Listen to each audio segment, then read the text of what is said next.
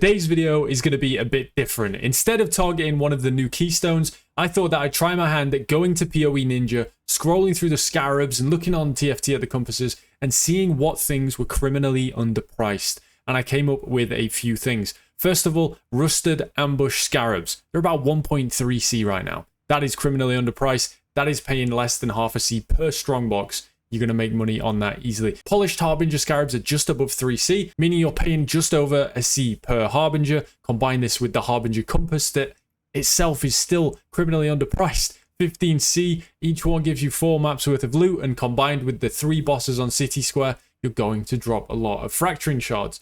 After this, I saw remnants of corruption are actually reasonably pricey. We can't get essence from the map device if we're running Harbinger, so using the compass to get an additional essence and farming up those remnants of corruption could be the play. And the results were ridiculous. We actually kind of beat yesterday, if you can believe it. So let's get into the video, and this is 7 Days, 7 Farms, episode 5. Now let's start off, as always, by going over the skill tree that I used. We used a combination of all the Harbinger nodes, literally every single one ticked. We wanted all these chances for additional stacks of currency shards, all the small Harbinger nodes to get additional ones, and of course the really strong notables that we get. We blocked almost every mechanic except for Heist, and then we grabbed all the Essence nodes, followed by all the Strongbox nodes, and we also grabbed all the Red Altar stuff. Now, there are things about this tree that you could definitely do differently.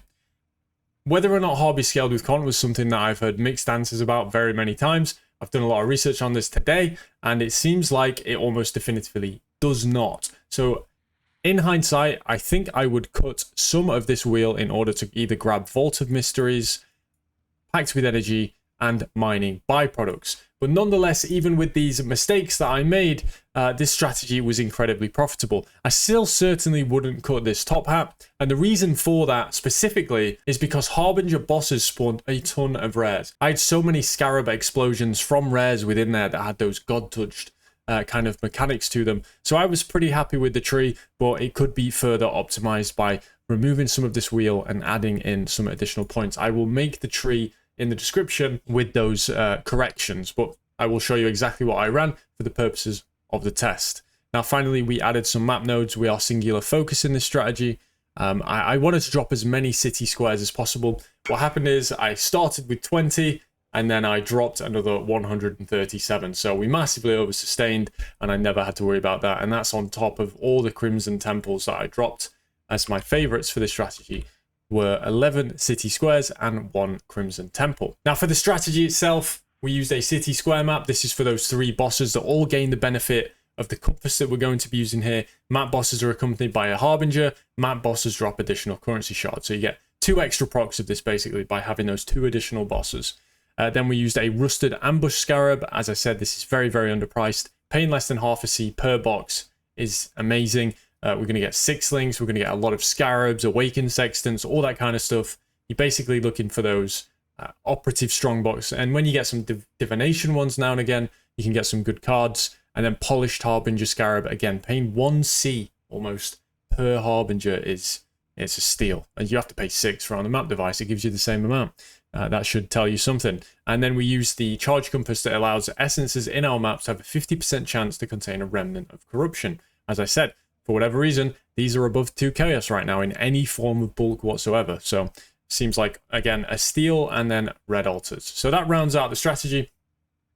As I said, I'll show you what I would do. I would absolutely come up and grab this and drop some of this wheel right here, and there'd be no need for it. So I'd do something exactly like this. You could even go as far as dropping all the quantity and then coming in here, grabbing these 2 nodes right here. It would look something a bit like this. This particular tree is the one I'm going to link in the description. If you don't want it, you can reverse engineer what I just did and use the tree that I used.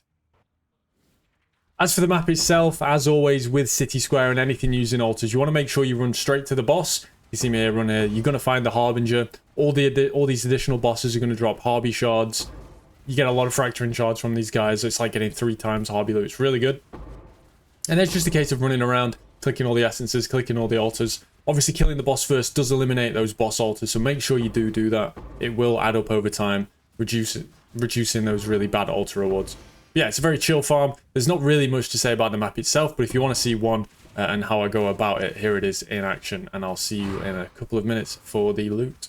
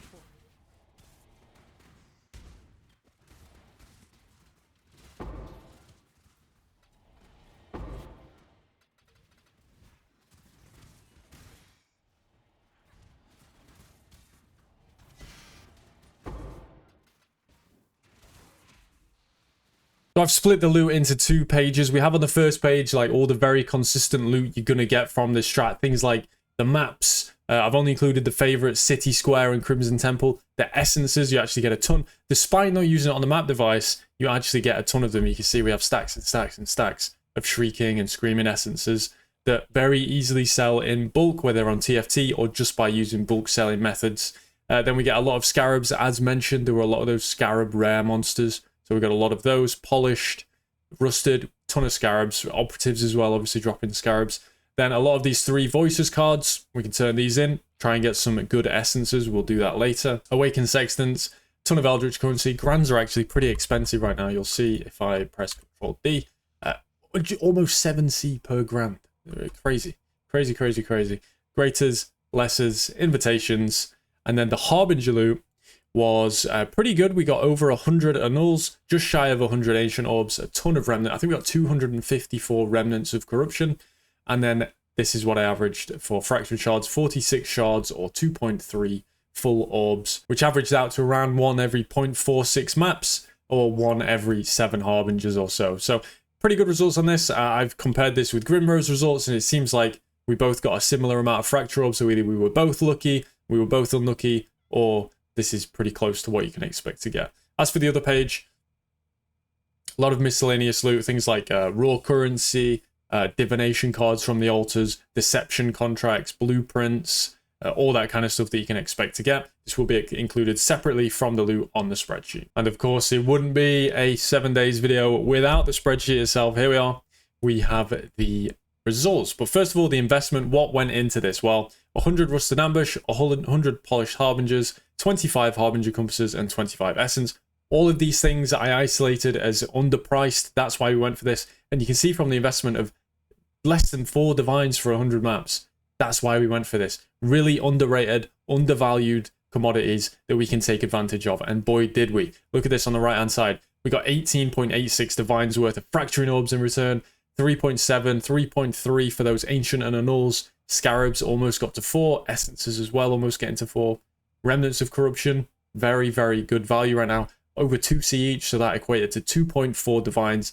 And then the remainder of that other page, with everything chopped off that didn't equal at least 15C in a stack, came to 15 divines, which gave us a total of 50.86 divines in returns that we looted, and a profit of 46.95, which over a 6.5 hour period came out at 7.22 divines. So we actually beat yesterday's kind of insane strat again. I don't know if we're going to be able to keep this up and keep doing better, but this one worked really well. And Harbinger, I don't know why Harbinger's so cheap right now. Maybe people don't like running it, but it is ridiculous how cheap it is to run Harby. And it's almost as if you should be running Harbinger literally on everything. If you can fit it in and throw the compass on, it's so cheap, you might as well. It's almost that good. So if you go faster than me, you'll make more. You go slower than me, you'll make less. If you use this spreadsheet, I've actually spoken to Grim.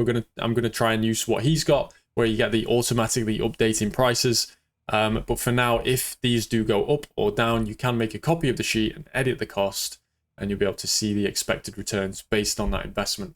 Or of course the same, if anything goes down in price, you can change this. So I hope you enjoyed today's video. Another kind of crazy farm. We did way better than I expected. For the people that want to see the PoE stack, here it is. Everything's unticked. We've got obviously like the currency, the maps, that kind of stuff. That's what comes up to the 15 divines.